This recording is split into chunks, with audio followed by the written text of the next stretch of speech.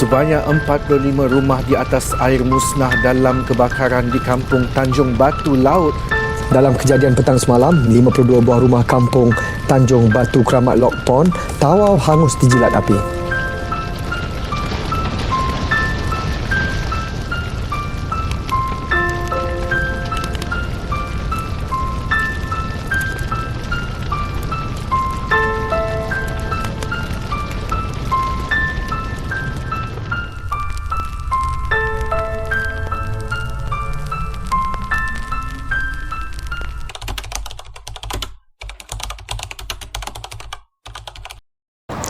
Ada 3 tips mengelakkan kebakaran di rumah.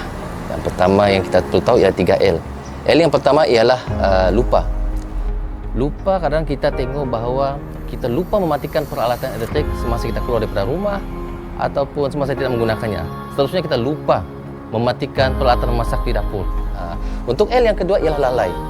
Pastikan kita tidak lalai memastikan anak-anak kita daripada menggunakan peralatan mencis ataupun api tanpa pengawasan.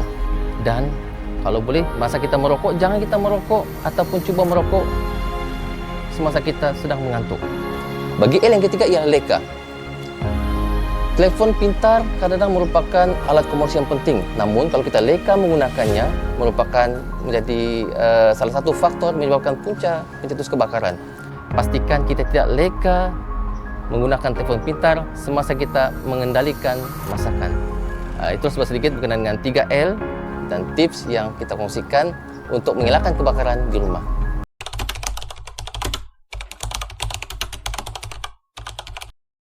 Selain tips 3L tadi, pendawaian elektrik yang selamat juga amat penting untuk mencegah kebakaran daripada berlaku di rumah kediaman.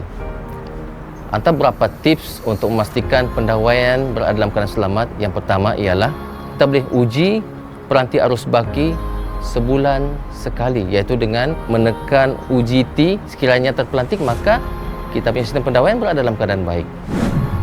Seterusnya, pastikan menggunakan kelengkapan elektrik yang ada cop sirim. Peralatan elektrik perlu mendapatkan pengesahan sirim, kerana sekiranya tidak ada pengesahan sirim, peralatan berkenaan tidak mendapat kelulusan piawai yang ditetapkan, dan sekiranya kita gunakan, kemungkinan akan boleh menyebabkan berlaku kemalangan, boleh menyebabkan renjatan elektrik, letupan dan juga merugikan pengguna.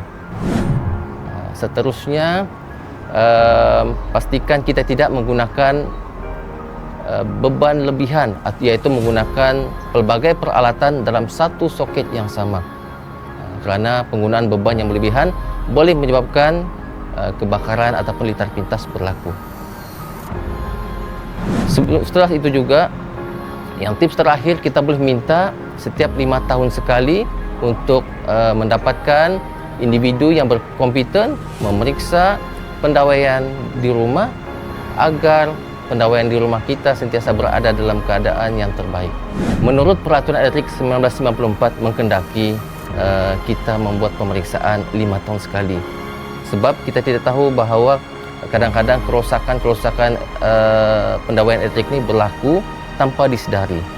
Disebabkan oleh cuaca, disebabkan oleh binatang-binatang tertentu, dan juga kerosakan peralatan ataupun pendawaian itu sendiri.